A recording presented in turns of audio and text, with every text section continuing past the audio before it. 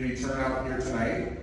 This is, I think, our second year of doing Black History Month speaker here at the Philomath Museum, and we're also very grateful to our friends at the Benton County Historical Society for hosting us tonight. So thanks for sharing your space with the community. I also want to give a really big shout out to the members of the City of Philomath's Inclusivity Committee who help. When I say help, I mean do all of the work to put tonight on and to arrange all the logistics and make sure that we have this opportunity for our community to learn and engage and celebrate our history. So we could do just a quick round of applause for our city hall.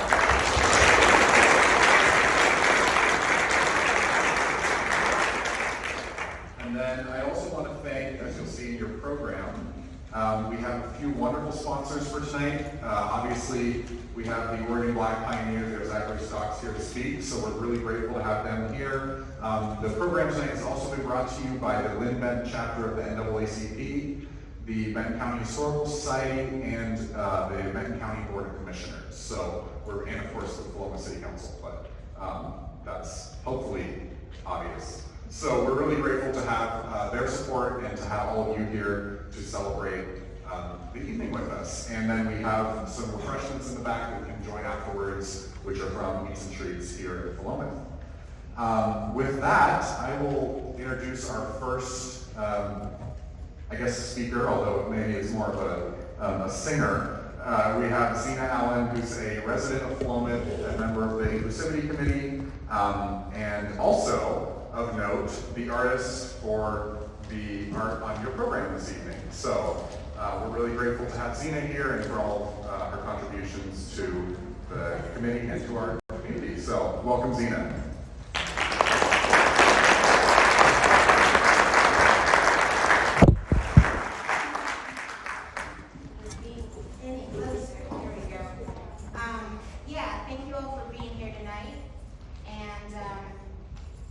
Celebrating another year. I think it's very important, obviously, in this time that we can come together. And with that, I just also want to give acknowledgement to the land that we stand on as the tribal lands of the Selects and the Grand Round Tribe, and for all the generations and all the sacrifices that it took for us to even be here together in this moment and moving forward. My voice is a little off, but please feel free to sing along with Lift Every Voice and Sing, aka the Black National Anthem. Again, my voice is up, but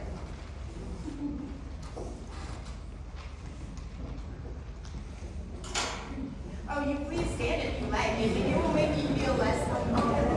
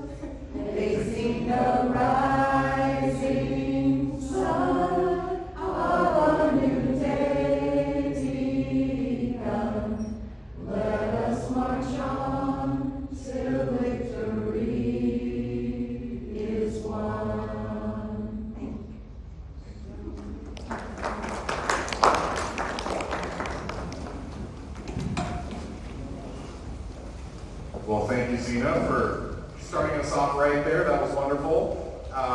And as you can see on your programs and on the screen behind me, our subject tonight is Black Pioneer Women in the Willamette Valley.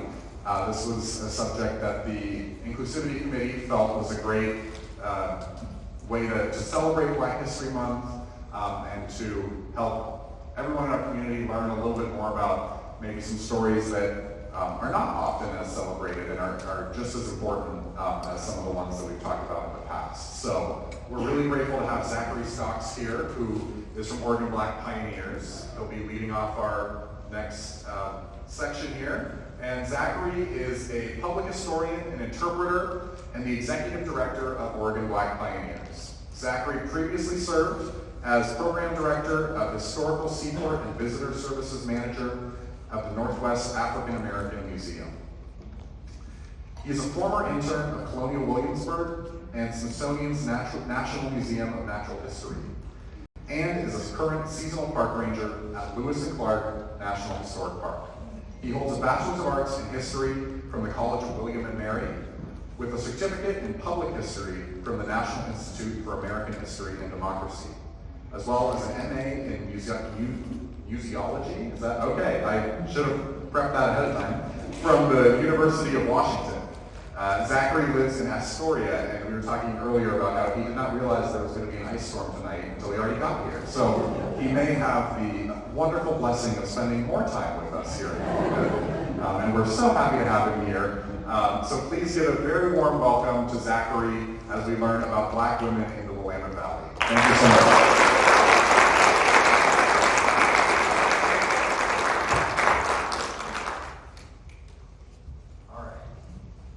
Less tall.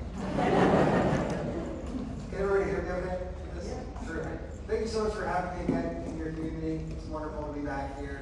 I actually spend a good amount of time in Benton County every year, so there's a lot of familiar faces in the room, and it feels very warm. So thanks again for being present for this brand new presentation.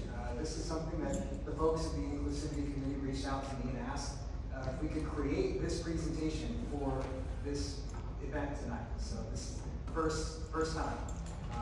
And we can also make this a PDF. If you enjoy it enough, if you want to see it again, just let me know and I'll send it to you. All right, let's begin.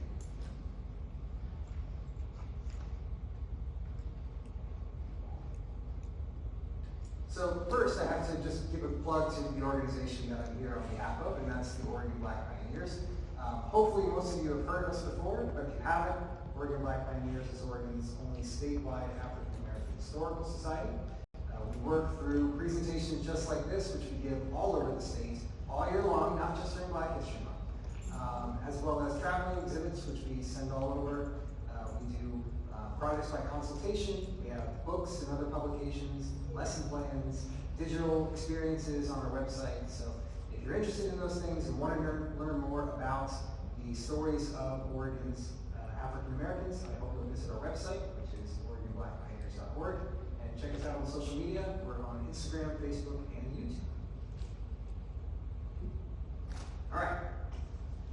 For us to tell the stories of the Black pioneer women of the Willamette Valley, we need to understand how Black people came to Oregon in the first place, and discuss the social and political circumstances of that era. While people of African descent have been coming to Oregon since the age of sail, our story tonight begins in the first half of the 19th century with the arrival of the first overland wagon migrations to Oregon. Those first wagons reached the Oregon country in the 1830s, bringing missionaries, entrepreneurs, prospective landowners, and others. What began as a trickle soon became a flood, reshaping the demographics of Oregon's settler communities. Rustic outposts, inhabited mostly by French-Canadian fur trappers, were transformed into busy agrarian centers with primarily American-born populations. As Oregon was jointly occupied by Britain and the United States, neither nation had political authority over the region. And by the way, this region encompasses not just what is today Oregon, but also all of present-day Washington, Idaho, British Columbia, and parts of Montana and Wyoming. So everything west of the Rocky Mountains and north of Mexico was Oregon.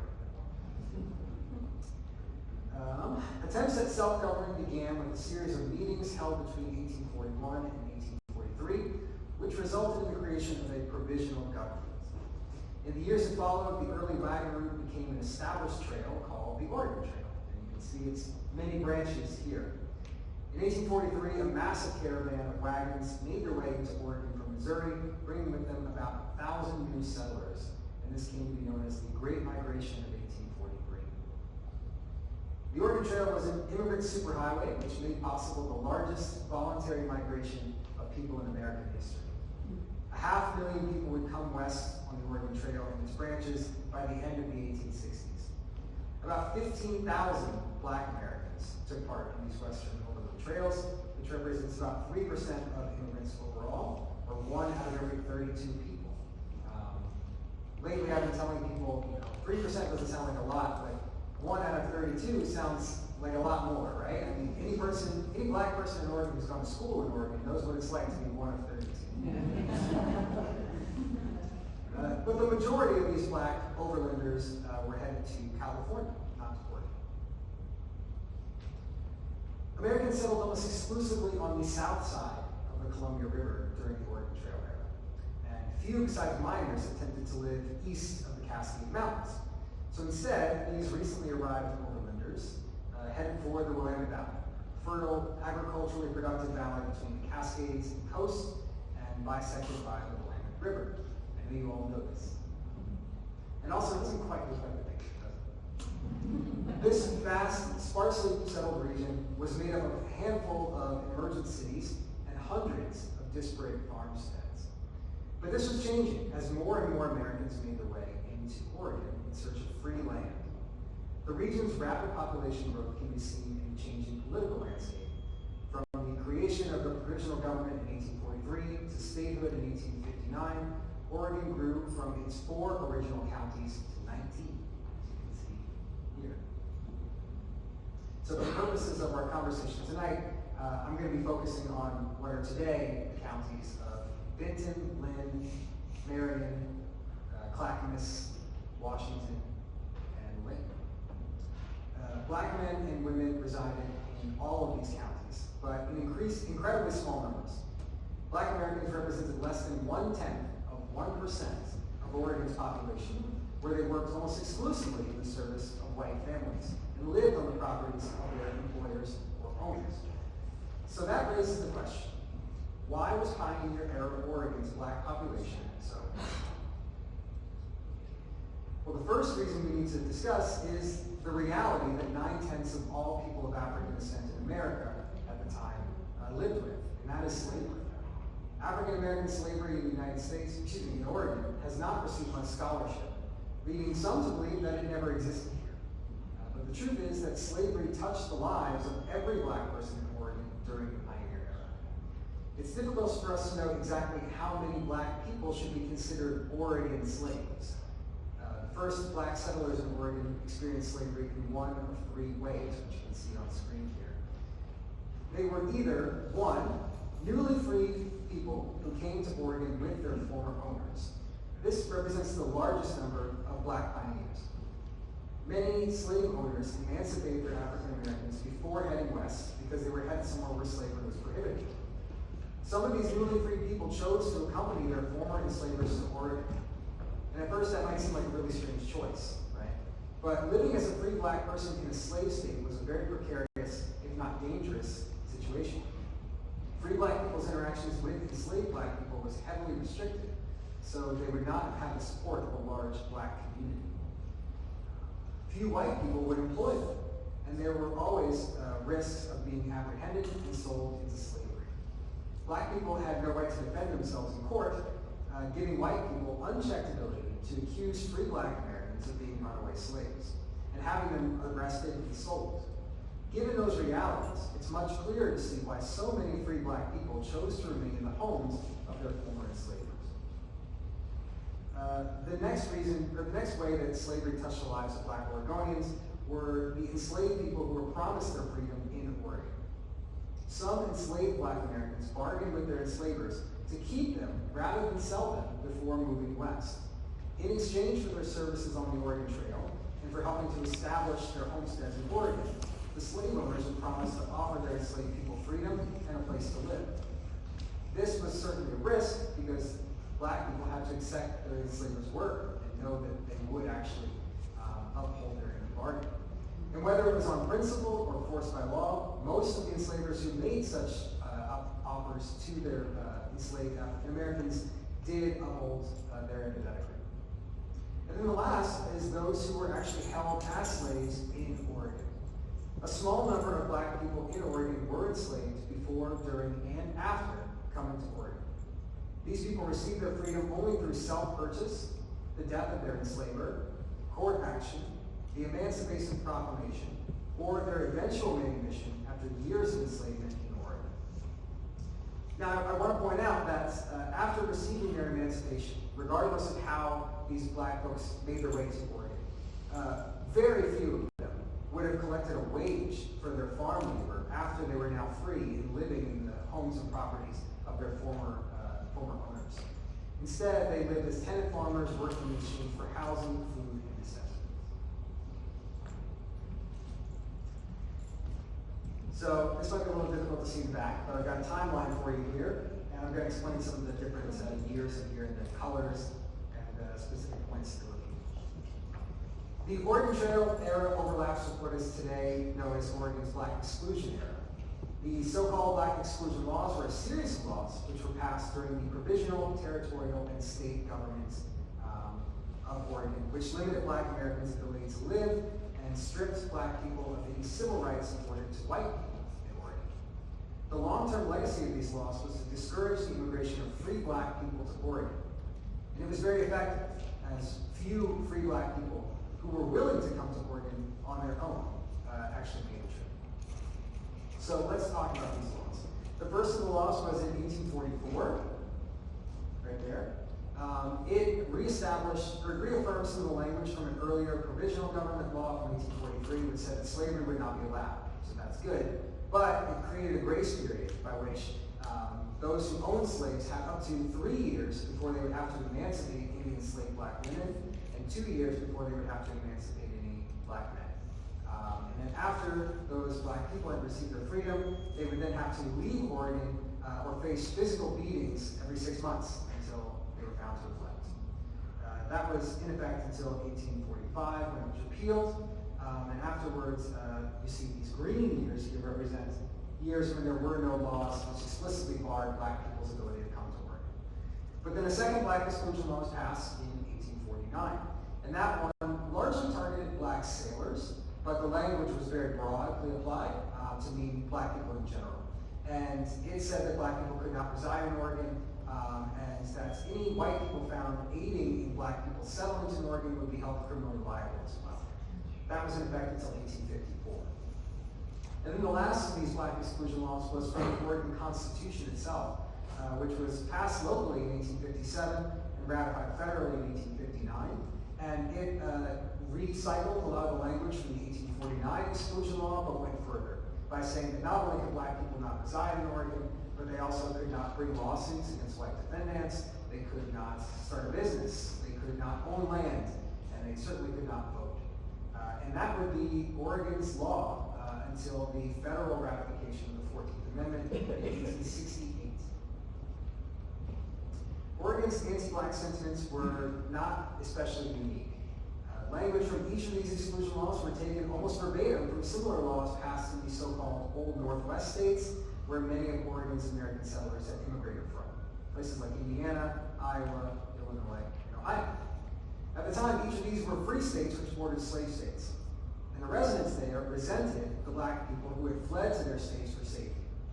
Formerly enslaved black people in these free states had few allies who would employ them, leading to a social panic over vagrancy and disabled former slaves who would be depending on charity to survive. Conversely, white residents in these states were also outraged by the growing number of free black men who excelled in their labors, as white laborers now had to compete with them for jobs. And because black men were paid less than white men to do the same work, white laborers feared that the presence of black laborers would depress the wages of white labor overall. White Oregonians from slave states brought their biases with them also. Oregon had a small number of slavery advocates, but they were a vocal minority.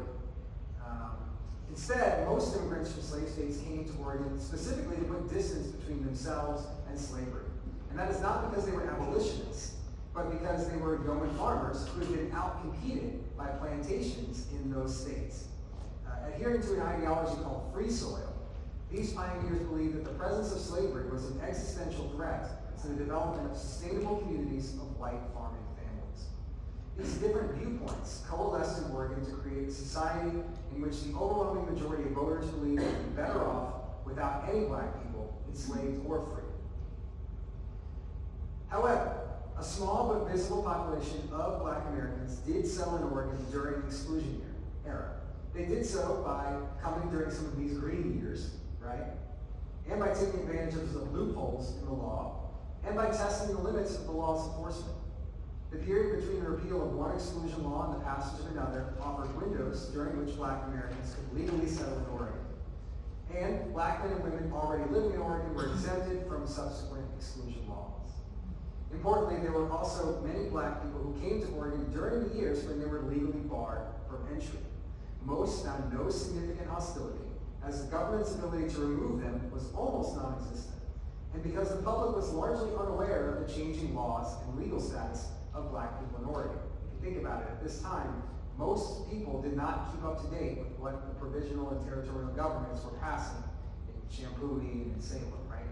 So if they said this year blacks are not allowed and this year they are, most people didn't commit that to them. So a black person in Oregon could pretty easily pass by saying they came on a particular year when they actually came on a different year, or by operating in a sort of limbo space where people just didn't really talk about it and it was more out of sight, out of mind. In November 1857, Oregonians went to the polls to vote on their new constitution and also to decide whether or not to join the United States. And they also voted on whether or not to enter the Union as a free state or a slave state, and on whether or not Oregon should permit the settlement of free black people. So here's a look at how Willamette Valley voters, all of whom were white men, weighed in on the 1857 ballot question. And as you can see from the numbers, residents were largely in favor of both the Oregon Constitution and entering the Union as a free state. But the voters were most united of all about barring black residents. About 9 out of every 10 voters agreed that free black people, should not be allowed in Oregon. Oregon has the dubious distinction of being the only state to ever enter the Union with a law excluding residency to members of a certain race. So, that was a lot of background. With that background out of the way, I think we can now turn our attention to the unique experiences of Oregon's black pioneer women. The antebellum period refers to the years in between the American Revolution and the Civil War. And this is the period that is the height of African American chattel slavery, with 4 million people held in bondage. That's 1 out of every 6 people in America. Fewer than 200,000 black women were free in the U.S. Between 1840 and 1860. As both women and enslaved people of color, black women occupied the lowest social position of any group of people in antebellum America. They had few opportunities to earn a living and weren't given the right to own property. They could be separated from their husbands and children through sale. And they generally had no right to defend themselves in court of law, making them incredibly vulnerable to all sorts of violence, including sexual violence from white owners. As Zora Neale Hurston put it in her 1937 novel, Their Eyes Were Watching God, quote, "The nigger woman is the mule of the world." Black women's roles varied widely depending on where they lived. Agricultural laborers were common, especially in cotton, tobacco, and rice cultivating areas, as well as in indigo-producing regions like South Carolina and the Georgia Sea Islands. Domestic labors for black women were distinct from enslaved black men. Black women were tasked with cooking for white families, housekeeping, laundry and sewing, and serving. Black women also provided caretaking to elderly and ill white enslavers and their families. As this photo demonstrates, black women also had the unique responsibility of taking care of white children. Not only were black women commonly tasked with midwifery duties, but they sometimes even acted as the wet nurses of newly born white babies. An estimated 25% of all adult women on the Oregon Trail were pregnant at some point during the journey. So as you can imagine there's a lot of babies to be born, right? Consider the physical bond between these trail-born white pioneers and the black women who delivered them, fed them, cradled them, and protected them. We don't often see that depicted in the History Channel documentaries, right, or in the Netflix miniseries.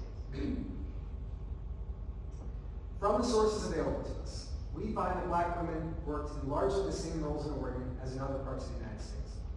Whether they were free or enslaved, Oregon's black pioneer women performed in primarily domestic service capacities for their white families that brought them to Oregon. Here, their unpaid labor involved childcare and household chores, and perhaps agricultural duties as well. When possible, some black women in Oregon performed wage labor to provide income to their shared households. For example, in 1849, Dr. William Allen and his family arrived in Clackamas County with their enslaved domestic servant Rose, or Rosa. In a letter to his brother in early 1850, Dr. Allen described how Rose's labors helped to keep the family financially stable, saying, quote, "In a week or two, I got a call to see a sick woman, went to see her twice, charged them $25. It was several days before she was able to work. I hired the black girl to them for several days, making in all $47. In a week or then after, I was called to see a young man who was deranged mentally.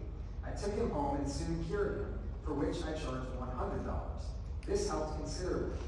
In the meantime, Rose went washing for persons at $3 per dozen, making from $6 to $12 per day. My wife got some sewing, at which she made from $1.50 to $2.50 per day," end quote. What we see here is that Rose was making more money than the doctor and the doctor's wife. And this is Rose, by the way. Even when we do not know much about the day-to-day lives of these women, we can see evidence of how economic opportunities impacted them. In Washington County, Jane Snowden served as a paid domestic servant of Andrew Reed Skidmore, who the Skidmore fountain in Portland was named. She was able to save up $500, for which she used in 1852 to purchase her son Billy's freedom from the man who still owned him in Missouri, who was very likely Billy's father. And this document you see here is the recorded record of that transaction, which Jane kept in Multnomah County, perhaps to serve as evidence of Billy's freedom in case he ever became accused of being a runaway slave. This example shows us that black women in Oregon were thinking about their futures and envisioned better lives for themselves and their families in Oregon than what existed in other parts of the country. At the same time, black people in Oregon lacked any kind of social structures which could provide them collectively for their benefit. There were no black communities of which to speak before the 1860s, as individual black people were scattered across hundreds of miles. The first black church was not organized until 1862. There were no opportunities for the Valley's black women to come together to socialize or to pool resources. There were few black families here, in part because of how few black women there were. Because of this, black women and black men either remained single and childless in Oregon or married into native communities. This page shows all of the black women counted in the 1850 census for Willamette Valley counties, 25. So, if you're wondering who are we going to talk about today, we know exactly who to talk about. This chart here comes from an Oregon Historical Quarterly article from the 1980s called Unwelcome Settlers. In it, the author, K.K. Richards, identified 18 black women, but when I actually looked at the pages, I found 25. So there's a little bit of a discrepancy. And this page shows the region's 1860 census count for black women, where we see that the population has dropped to just 18 black women. Again, there's a bit of discrepancy between my count and the count of K.K. Richards. Richards counted 16, I counted 17. There was someone apparently living in Yamhill County, but I did not find a black person named in the 1860 Yamhill County census. And additionally, America Waldo is not shown here, but she lived in Marion County just before the census and right after. We'll talk about her.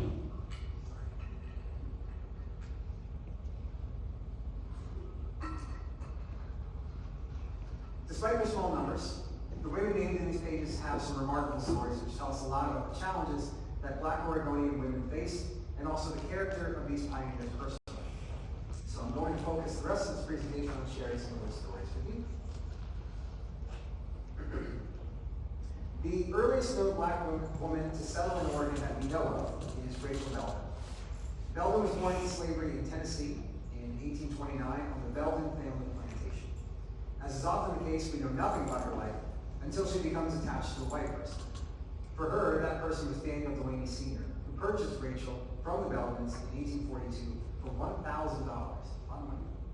The Delaney's were preparing to immigrate to Oregon, and Rachel was purchased to act as caretaker to Daniel's ill wife, Elizabeth Delaney, on their journey to the Oregon Territory. They arrived in Oregon in 1843, and in 1845 they settled near Turner in Marion County. Rachel was reportedly tasked with gardening and household responsibilities. Under Oregon's 1843 Organic Acts, Rachel should have been made free no later than 1846. But when that law was repealed, there was no longer any legal requirement for Daniel Delaney to free her at all. In the 1850 Marion County Census, Rachel was listed as black and 22 years old, and she was enumerated with a 3-year-old mulatto son named Newman, who later went by the name Noah. Most historical researchers believe the father of Rachel's son was likely Daniel Delaney himself. Rachel would have a second son in 1854, Jackson, also called Jack, and like Noah, Jack's father is also presumed to be Daniel Delaney. Oregon entered the Union as a free state in 1859. Rachel was still living with Delaney in 1860, but in 1863 she married Nathan Brooks, a former slave of the Waldo family in Marion County. Brooks was 70 years old, 32 years older than Rachel, but the couple would have 2 more sons together, Nathan and Mansfield. Rachel's son Jack, meanwhile, remained a resident of the Delaney household. After Daniel Delaney's death in 1865, which is a whole other story that we don't have time for, Nathan Brooks filed a $10,000 lawsuit against the Delaney estate for back wages on behalf of Rachel and her son. They settled out of court with Daniel Delaney Jr. for $1,000. By law, black Americans were not able to bring suits against white people at this time, so the existence of this lawsuit is very notable. Rachel, Nathan, and her sons resided in Salem. Nathan died in 1874. Rachel lived the rest of her life in a home she owned on Miller Street, but an 1877 tax record shows that she owned a 144-acre homestead on the west side of the Willamette River across from Kaiser. Rachel passed away in 1910. And this is a look at the Delaney home where she lived, and here is the page 1 of the Brooks-Delaney lawsuit, or the Brooks-Belton lawsuit against Delaney. 1 year after Rachel Belton arrived in Oregon with the Delaneys, Polly and Robin Holmes and family arrived in Oregon with the family of Nathaniel Ford. The Holmeses were an enslaved family from Missouri.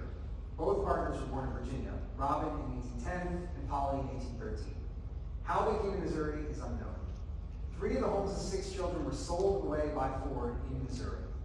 Robin would later testify that Nathaniel Ford would have sold the other family members as well, but as an alternative, offered the Holmes freedom in Oregon if they accompanied his family and helped him to establish his farm. Robin and Polly agreed to preserve the remaining family, and in 1844, they and their 3 youngest children made the journey to Oregon, along with the Fords and another enslaved man named Scott. Polly would give birth to 2 more children in Oregon. The Fords settled near Rickrell in Polk County and built a home and a wheat farm. The property, which you see here, included a small cabin for the Holmes family. As a final condition before being freed, Robin and Scott were made to pan for gold in California with the Ford sons. In 1849 or 1850, Ford finally freed Robin, Polly, and their newborn son, Leonidas, but he did not free the Holmes' 5 other children, Harriet, James, Roxanne, Mary Jane, and Elizabeth. Their daughter, Celia Ann, had already died. After receiving their freedom, Robin and Polly relocated to Neesmith's Mill near Dallas. There, Robin worked at the grist mill, and Polly ran the boarding house and took care of the baby. In 1851, Harriet died of an unknown illness while visiting her parents at the mill. The stress of this incident drove the Holmeses to seek the freedom and custody of their 4 surviving children. In 1852, Robin contacted a local attorney named Reuben P. Boyce for aid. Boyce filed a writ of habeas corpus in Polk County on behalf of Robin and Polly, seeking the return of the Holmes children. The case dragged on for 15 months, with Ford arguing that if allowed, he would sell the Holmes children and send them back to Missouri. In 1853, Oregon State Supreme Court Justice George H. Williams ruled that slavery could not exist in Oregon without special legislation to protect it. The ruling not only freed the Holmes children, but also invalidated the institution of slavery in Oregon for everyone. It was the only slavery case ever heard in an Oregon court. Robin and Polly Holmes moved with 3 of their children to Marion County in 1854. 1854, where they ran a plant nursery in Salem. Robin's occupation in the 1860 census was given as a day laborer, so it's unclear what became of that nursery. He had an estate valued at over $500 and left all of his property to Polly in his 1862 will. It is believed that he died in 1863. Sadly, the last known recorded event of Polly's life was when she was counted in the 1870 census at the Oregon Hospital for the Insane in Portland. Perhaps the stresses of her life had caused her to suffer a mental breakdown. While we do not know very much about Polly individually, she was the matriarch of the first Black family of the Willamette Valley, and the love of her children drove her to seek justice, ultimately helping to abolish slavery in Oregon for everyone. Hannah and her daughter Eliza were brought to Oregon from Kentucky by their owner, John Thorpe, in 1844. Hannah was born in 1808 in Tennessee, and Eliza was born in Missouri in 1836. The two are the only known Black women named in an Oregon Trail immigrant census by name, where Hannah was called, quote, a negress, and Eliza was called, quote, a mulatto girl. The father of Eliza is not known. Hannah left behind at least one child in Missouri, a son named Hiram, who would later move to Oregon and reunite with his mother. Where was I? The Thorpe family settled in Polk County near Buena Vista. In the 1850 census, Hannah and Eliza were still living in the Thorpe home and had the last name Thorpe. The women received their freedom sometime after 1850, perhaps after the 1854 Holmes versus Ford decision. Together they moved to Corvallis, where Hannah found work as a laundress and Eliza worked as a seamstress. In 1857, they purchased 2 lots on Northwest 4th Street in Corvallis and built a small home there. The home still stands today, however, it has been modified several times during and after the women's lives. As far as we know, it is the oldest surviving home lived in by Black Oregonians. The women appeared in the 1860 census under the name Gorman and as residents of Corvallis. In their home was also a 30-year-old mulatto laborer named Peter. The Gormans' work was in high demand, and they became well known in town for their services and their church membership. In 1861, Catherine Linn, the wife of the local Methodist minister, wrote this about the Gormans, quote, Eliza, a mulatto girl, I think I have mentioned her, had told me that she would clean and make over my black silk dress, and our plan had been to remain in Corvallis until that work was done. I must stop here and tell you how nice everything was at Eliza's. She and her mother Hannah lived together, take in washing and sewing. They will wash from $1.50 to $2 worth in the morning, and then Eliza will do a day's work at sewing. She has a machine, and some days does $2.50 worth in a day. They have about 3 dozen for washing without ironing. Everything about the house is as clean and neat as can be. Some of the Negro love of ornaments is displaying itself. Their bed valances ruffled in starch. Their pillow and bolster cases trimmed. Such handsome bed quilts, too. And then the bed was so perfectly clean and sweet. Daughter Eliza died of an unknown illness in 1869, which prompted this glowing obituary that you see here in Corvallis Times. After Hannah moved several times, living with others in Portland and in Salem. She was last counted as a resident of Corvallis in 1880, where she was identified as a widow, suggesting that perhaps she had been married to a man whose last name was Gorman at some point. Hannah died in Corvallis in 1888 at the age of 80. What can I say about Letitia Carson, honestly? Oregon Black Pioneers has not only whole presentations about her, but an entire exhibit. Some of it means quite a lot to us. Letitia was born into slavery in Kentucky between 1814 and 1818 and was living in Missouri by 1845. In that year, she departed Missouri for Oregon along with a white man named David Carson. Letitia was 9 months pregnant at the start of her journey, and David was the father of her unborn child. Their baby, Martha, was born on the Oregon Trail in June. The Carson wagon reached Oregon City by October 11, and the next spring, David, Letitia, and Martha went south to settle in Polk County's Soap Creek Valley, near Adair Village in what is today Benton County. David and Letitia built a home on 640 acres, planted crops, and raised hogs and cattle. Letitia gave birth to their second child, a son named Adam, on September 15, 1849. David became ill and died in September 1852. A neighbor, Greenberry Smith, was appointed as the administrator of David's estate. And it was up to Smith to determine who were the rightful inheritors of David's property. And he did not name Letitia or any of David's children as beneficiaries. In January 1853, Letitia and her children watched as their home and property were sold at public auction. Letitia, Martha, and Adam found refuge among a local family and then moved with them to Douglas County. But in early 1854, Letitia brought a lawsuit against Greenberry Smith and the estate of her late domestic partner. Her attorney, a man named Andrew Thayer, claimed that Letitia was owed back wages for her 7 years of service to David in accordance with an agreement they had come to while traveling on the Oregon Trail. After statements and witness testimonies were submitted, the all-white jury ruled in Letitia's favor in May 1855. 3 months later, Letitia sued Smith again, this time for the illegal sale of her cattle. She was again successful. In total, Letitia was awarded over $2,000 in damages and court fees. Letitia lived the rest of her life in Douglas County, where in October 1869, she became the first black person in Oregon to receive a land patent under the Federal Homestead Act. While Letitia would never again return to the Willamette Valley, her unprecedented court victories are one of the most significant events in Oregon legal history. And this is a view of that land. There's no photo of a home like the other ones so far. Nothing remains, but this is the view you get when you stand there. Probably looks a lot like how it would have looked when Letitia and David and their children were there. And this is a photo of her daughter Martha with her husband Narcisse Labrador and one of their 10 children. I think they have 10. There? 10? Okay. Mary Jane Holmes was born in slavery in Missouri in 1840 or 1841. She was the second eldest child brought to Oregon by Robin and Polly Holmes in 1844. For reasons that I can't really understand, it appears that Mary Jane did not live with her own family for very long. In the 1850 census, 9-year-old Mary Jane was living in Polk County in the Boyle family home, while all of the other family members lived with the Fords. After her parents successfully sued for her freedom and the freedom of her siblings in 1853, Mary Jane remained as a resident of the Ford household.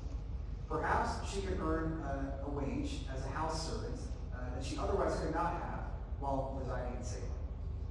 In 1924, John Horner interviewed Mary Jane, and she seemed to suggest that Ford had continued to keep her as a slave at this time.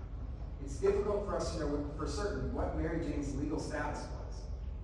In 1857, a free black farmer named Reuben Shipley sought to marry Mary Jane. And I do want to point out that Reuben Shipley was 57 when Mary Jane was 60. Just seems weird. We don't know what Mary Jane said or wanted, but we do know that Nathaniel Ford illegally demanded that Reuben pay him $700 for Mary Jane, even though she was legally free. Nonetheless, Reuben agreed to pay. Mary Jane and Reuben were married and became well-respected members of a community then known as Plymouth within the limits of today's Philomath. They lived together on Shipley's farm and raised 6 children together. This is a view of that cabin that they lived in.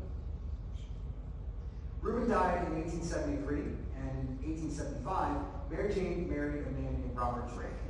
In the 1880 census, Mary Drake was listed as a widow in Salem, so it was a very short marriage. Not much is known about what she did during those years, but in 1894, Mary Jane moved to Selwood in South Portland, where she would live for the rest of her life. In the 1920s, her story gained the attention of Portland and Corvallis journalists. And unfortunately, their reports of her story did much to confuse the historical facts of her life. Within a 6-month span in 1924, the Sunday Oregonian ran 2 separate stories about Mary Jane with completely different details. This has led to a lot of confusion about Mary Jane's slave status and especially her age. She was 84 or 85 years old when she died in Portland in 1925, yet her death certificate listed her as 101 based on the reporting from one of those articles. Mary Jane was buried beside Reuben Shipley and her children in Philomath at the Mount Union Cemetery. Now, here's what I'm thinking. This is my theory, and I'm just coming up with this in the last couple of days. I have a sneaky suspicion, and it would require a lot more research, that Mary Jane Holmes might not have actually been the daughter of Robin and Polly Holmes. I suspect that she might have come with the Ford family and the Holmeses, but was not actually the biological child of Robin and Polly, which might explain why she lived separately from them, and and also might explain why she did not go with them after the Holmes versus Ford case. Perhaps her story also became, is the word, I don't know, conflated with other enslaved Oregonians. One newspaper about her I saw mention that said that she came with the Taylor family to Oregon, and that's not true. But there was a black woman named Cordelia Taylor who came with the Taylor family a few years after the Holmeses. So I think that there's been a lot of bungled research related to her story. It's worth further investigation. I suspect there's a chance that she might have lived with the Fords and alongside the Holmeses, but was not actually a Holmes biological child. That's my thought. America Waldo was born in Missouri in 1844. Her mother's name is unknown, and it's believed that her father was a white man, very likely Joseph or John Waldo. In 1843, the eldest Waldo family son, Daniel Waldo, arrived alone in Oregon and settled in Marion County in what is today Maclay, east of Salem. Daniel Waldo had advocated for slavery and black exclusion, but nonetheless had black people living on his property. John Waldo's widow, Amarilla, relocated to Oregon in 1854 and brought with her 10-year-old America and several other African Americans. After a short stay in Marion County, Amarilla moved to Douglas County, Oregon, and she brought with her 7 of their current or former slaves. We don't know what their status was at the time, including America. In the 1860 census, America Brooks was living in the home of Nathan Brooks in Roseburg, alongside 5 other African Americans, all with the last name Brooks. And if you recall, Nathan Brooks is the future husband of Rachel Bell. In 1861, Amarilla returned to Salem to live with her brother-in-law Daniel, and America, Nathan, and others returned with her. That year, America was named as an attendee of church services in Salem's Congregationalist Church, where Robin and Polly Holmes and their children also attended services. In Roseburg, America had met a man named Richard Bogle, a Jamaican immigrant who came to the area to work as a miner and found work as a barber.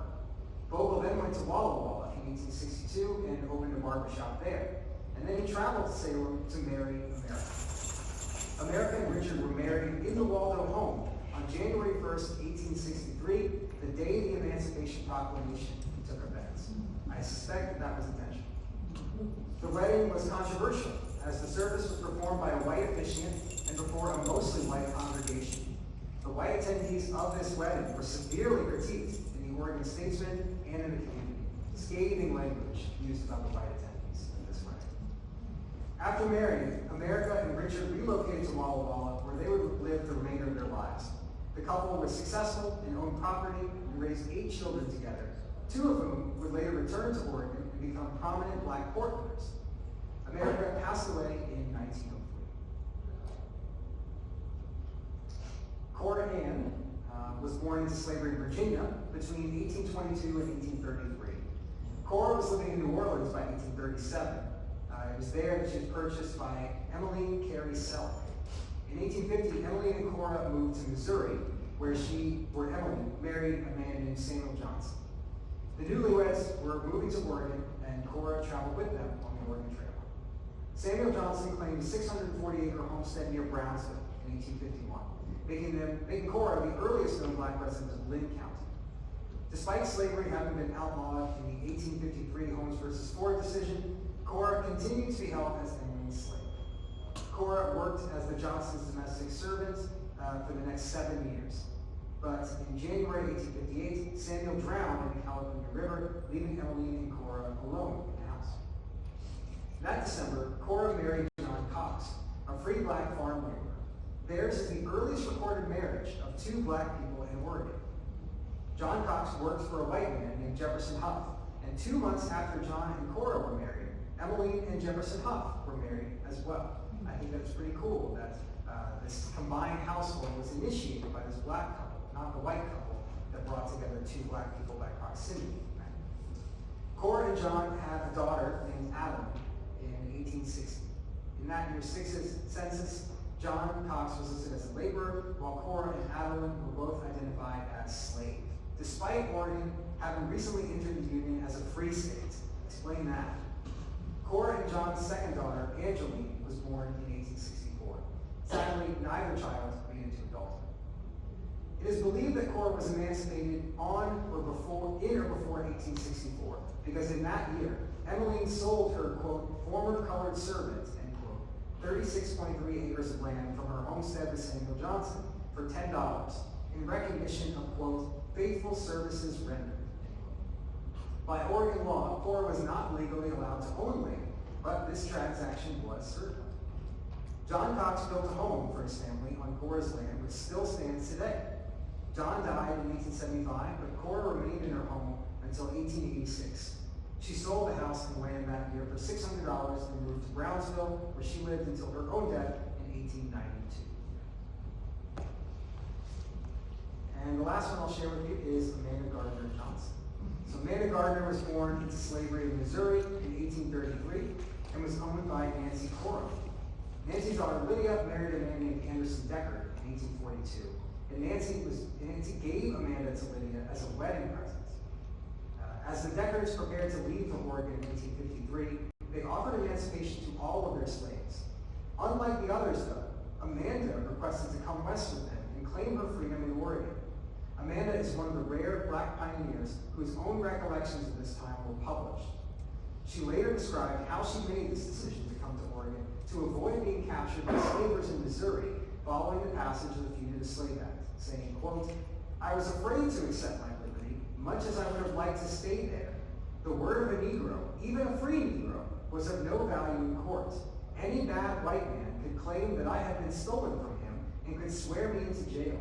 I was afraid to accept my liberty, so I came to Oregon with my owners, end quote. That is a great source for us because it demonstrates the kinds of decisions that Black women had to make, and it counters the common tropes that we hear that their slave owners were so good to them that they couldn't bear to be made free and instead desired to come with them to Oregon. These are the reasons that they came to Oregon. Amanda was still enslaved when the wagons reached Oregon City in 1853, but she was formally emancipated soon after.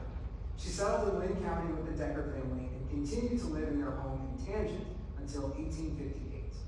Then she became a domestic servant of J.H. Foster, the wealthy owner of Albany's first sawmill in Albany. A deadly typhoid fever outbreak struck the area in the late 1860s, and several members of the Decker family were affected. Amanda moved back into the Decker home to act as their caretaker. 5 members of the household, including Lydia, would ultimately die from this illness by 1869. In 1870, Amanda married Ben Johnson, a blacksmith who had come westward on the same 1853 wagon train. The couple reunited in 1868 at Oregon's earliest known Emancipation Day celebration, held in Salem. They courted for years while Amanda acted as caretaker for the Deckers. After Lydia's death in 1869, Amanda moved back to Albany and accepted Ben's marriage proposal. Their wedding was held in the Foster family's home in Albany. Amanda and Ben would then move into a home of their own in Albany, at the corner of Elm Street and 7th Avenue, Southwest. Ben opened a blacksmith shop while Amanda became active in social groups, including the Women's Christian Temperance Union. Amanda lived to age 93, passing away in 1927. She had been a Linn County resident for more than 70 years. I wanted to include some photos of children, right? We're talking about these Black women, and of course, Black women make possible the next generation of Black Oregonians. So, unfortunately, while we don't know the names of the Black children you see in these photos, they have come from the Willamette Valley nonetheless, and are the result of the opportunities made possible for Black women by those first women who set forth here and made opportunities for themselves and for a future for their families. So, what can we take from all the examples given here? I'd argue that while Black men are largely credited with challenging the inequalities of the Black exclusion era, it's through Black women that we can best understand the legal and social experience of Black exclusion in Oregon. Black women witnessed firsthand the realities of Oregon slavery and family separation, and they did not passively accept these hardships. They were savvy and resourceful and used the law to pursue justice. Holmes versus Ford and Carson versus Smith were so unexpected and potentially destabilizing to other white men who had brought Black people to Oregon that Oregon lawmakers quickly banned Black people from having the right to bring lawsuits against white defendants in the 1857 Constitution. Black women did that. Black women had to make the difficult decisions about how to best use their freedom, even when it meant remaining close to the people who once owned them. Their ability to speak and behave within the expectations of white society offered some Black women access to wealth and security. That proximity to whiteness even allowed some women to find employment, marriages, upward social mobility, and retirement. Other Black women were less fortunate, but still managed to earn their way into a better life.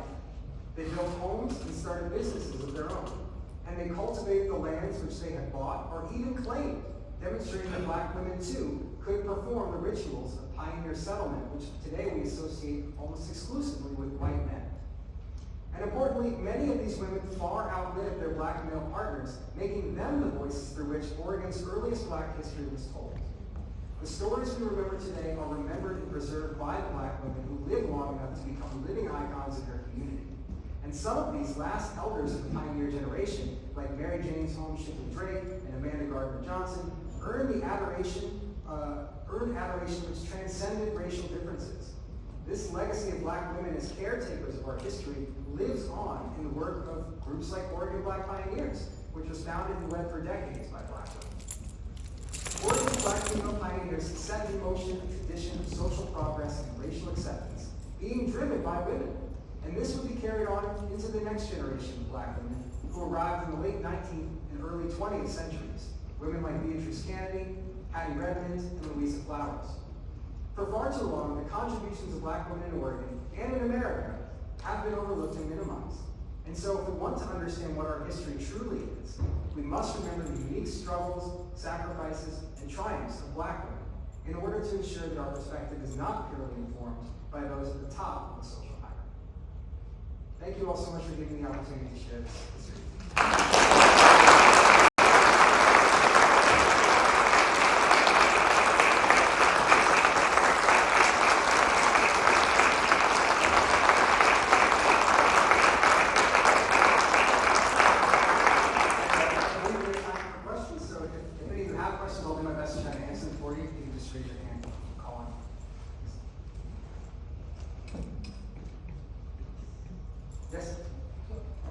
So if you could maybe help elaborate a little bit on Reuben Shipley had paid the $700 for Mary Jane's freedom. At what point does that intersect with the actual lawsuit that was subsequently brought? You just kind of Subsequently brought. So brought after this? I'm not aware of a lawsuit against Ford after the alleged sale of Mary Jane Holmes, unless I'm missing a very key part of the story. So it was prior. It was prior, yeah, because there was the Holmes versus Ford case happened, and as a result of that case, the Oregon Supreme Court said slavery can't exist in Oregon unless the state legislature passes a law which says slavery is allowed. That never happened, and so that should have been the end of slavery in Oregon. But we see from the sources that it was not, right? There are examples of people who were held here against their will by the white people who had brought them to Oregon. Perhaps because many of these African Americans did not know that they were now legally free, right? And they probably, their owners were probably not very willing to tell them about that. And it could be that Mary Jane was one of those individuals, but that's strange to me because, Robin and Polly clearly knew that their children were now free and took them out of that home. So for Mary Jane to remain there, she could have stayed to receive a wage or for some sort of security like we have seen other Black women did in Oregon. But then the fact that he demanded money from her really complicates the story, and we haven't really figured it out yet. But nonetheless, Shipley paid the money because he very much wanted to marry her, but also probably considered that freeing her, right? And I suppose it was. Yes? Louis Southbrook was a very famous person from our area. What I know is he was married in Buena Vista, and was in Lincoln County, was in Corvallis, also married. Do you know much about his wife? Oh, great question. So, if anyone couldn't hear, you asked about Louis Southbrook, another well-known Black figure from this time period, who lived all over Western Oregon. He lived in Waldport, he lived in Corvallis, lived in Buena Vista, Salem for a minute. And he was married, he got married, I think, while he was living in Buena Vista, to a woman named Mary,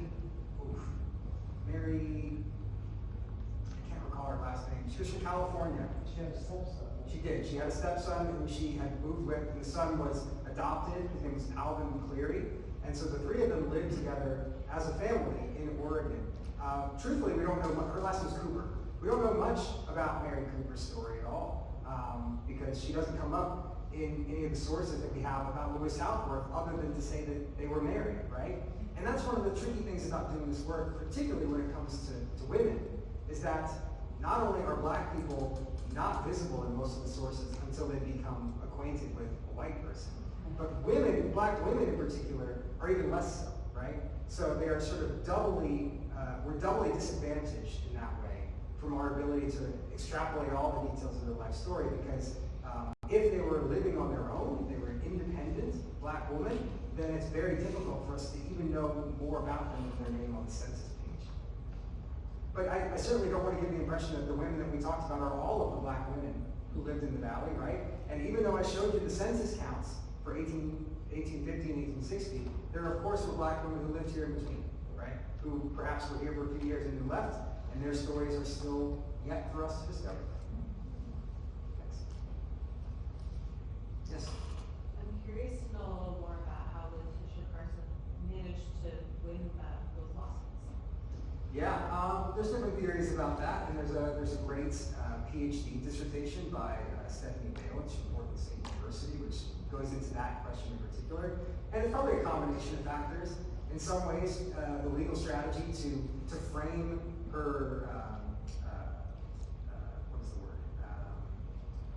word? The harm that had taken place here around the owed back wages really swayed the white pioneer class that made up the jury, right? Like the thought about being fairly compensated for wages for the work that you performed was a really convincing argument to some of these men. And as well, the testimony of the witnesses who came forward was really compelling, because a lot of people knew David and Letitia, and they spoke at the trials about how the cattle that were out on that property belonged to Letitia. They were not David's cattle, they were Letitia's cattle that she had purchased and then had bred, right? And that there was an agreement, some sort of a deal was struck on the Oregon Trail where David had promised to make Letitia his heir upon his death. And so essentially, Letitia was suing for the non-performance of that contract. And that really was a good case to take up. I think one of the big questions that we still have is, how did she become acquainted with this attorney, Andrew Bayer, especially since Letitia had already left Benton County. You know, she left Benton County and moved to Douglas County. And then in absentia, this lawsuit was filed on her behalf by a Corvallis attorney. And we don't know how they ever became acquainted, or if Letitia ever met, Andrew Bayer in person at all. We don't know. Yes? Curious, do you happen to know why? I think you said black sailors were targeted in that second exclusion. Yeah, black sailors were targeted because they were coming into Oregon Coast ports of call and were very often deserting those expeditions and remaining in Oregon. And so the law was meant to try and put a stop to that and make the captains of those vessels responsible for any black people who abandoned their post on the ships and sought to remain in Oregon. It was really something that was taking place in Oregon City and Astoria at that time. Yes? You showed pictures of children, you said you didn't know who they were. Well, sort of. So these are the children of Henderson Stone, early black business owner in Eugene, but we don't know much about Henderson Stone at all, other than that he owned a business, and he clearly had a family. We don't know the names of his children. It seems like the Stone family lived here in between census years, so it's difficult for us to sort of dig around for more details. Have you been able to follow the line of the descendants to know people today related to any of them or not? We get that question a lot. Oregon Black Pioneers does not make that, it's not a huge priority for us right now. We really want to try and give context for the historical moments that happened here in Oregon. And we're not necessarily a genealogical organization. So unless we have a lot of time on our hands, which we usually don't, We don't try to just find where the descendant communities of these people are for the sake of doing it. But sometimes people tell us that they are descended from particular folks, and that's really fun. But that doesn't stop any of you from doing that research. And if you find out, hey, there's a fella down in Gearhart or in LeGrand who says that he was the great-great-great-grandson of Letitia Carson, we would like to know that. Thanks. Yes? There have been a couple instances that you had on where black women married Native men. And there's also examples of black men who married Native women. Can you speak all about the connection between the indigenous people and black families? Sure. So interracial marriage between white people and non-white people was outlawed in Oregon in the 1860s. Prior to that, actually, there were no laws that prevented it, but it just didn't happen very often, right? And so because of the restrictions around interracial marriage, that meant that in a place like Oregon, where there are so few people of color, then your marriage pool is very, very small. And especially over these vast regions, like disparate people spread out across huge regions, it's really difficult for a black woman and a black man in different places to connect with one another, court, and then get married, right? But there were no such restrictions on other communities of color marrying one another. And so black people found them much more often in the proximity of indigenous people than other black people. And so that is how those unions naturally formed. I can take you to two more? Yeah. Do you have any sense of how many of these women were literate? Oh, great question. I'd have to take another closer look at the census. Not every census had a check mark for can read, can write, but some of them do. My guess is that most of them could not, especially if they were formerly enslaved, which I think all of the women I featured in this presentation were, because in many states it would have been illegal to teach those women how to read, right? So it's very likely that most of them could not read and write, but that does not mean that they were unable to have businesses of their own and be successful. There's just no letters. Yeah. Yes. How do you think that this has shaped Oregon right now and these stories of these black women and black women moving forward? Nice question, yeah. For me, I think we have a lot of work to do to change the narrative about what Oregonians look like, right? I think that, and this is an experiment you can all do when you go home. Like if you type into YouTube or Google, try safe search so you know that it's not clouded by your cookies or whatever. Type in white utopia. You will get hits for Oregon all day, right? That's the narrative that people outside of Oregon have about the place that we live, right? We need to change that.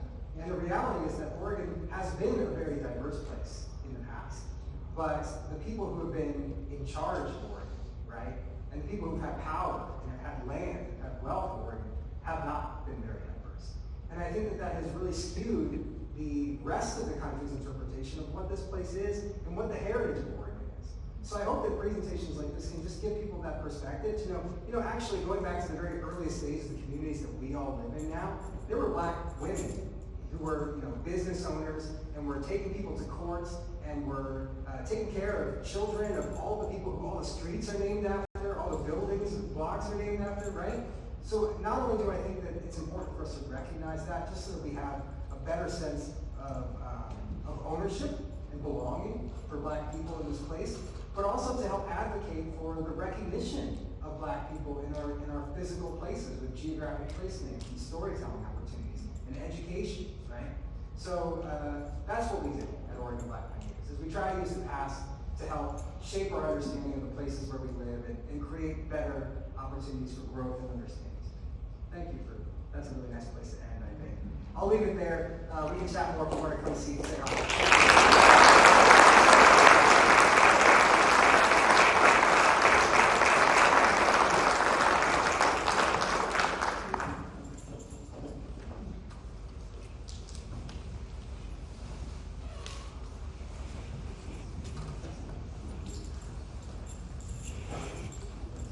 Well, thank you very much. Let's do one more huge round of applause.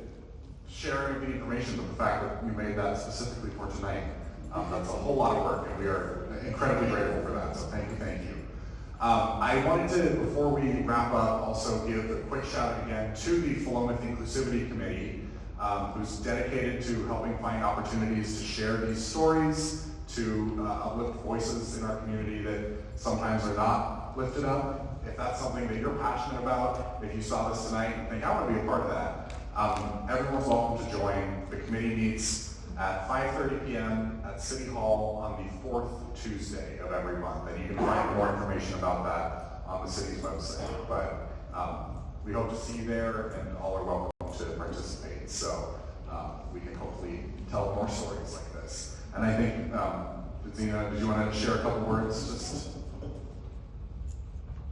trapped by the wires. It's like the smallest rodeo, it's okay. Again, thank you all for being here, and don't forget that the Shipley Monument is right in Noon Park, yeah? And I hope that some of you can join us this spring or summer to do some maintenance and hopefully, possibly plant trees. So, yes, that's my pitch for the monument. Thank you very much, Zena. And with that, we invite you to stick around, enjoy community, and importantly, enjoy some sweet treats. And again, one final thank you to our sponsors, the NAACP, Benton County Board of Commissioners, the City Council, as well as the Benton County Historical Society. But most importantly, thank all of you for being here tonight. Have a wonderful evening, and please stay warm.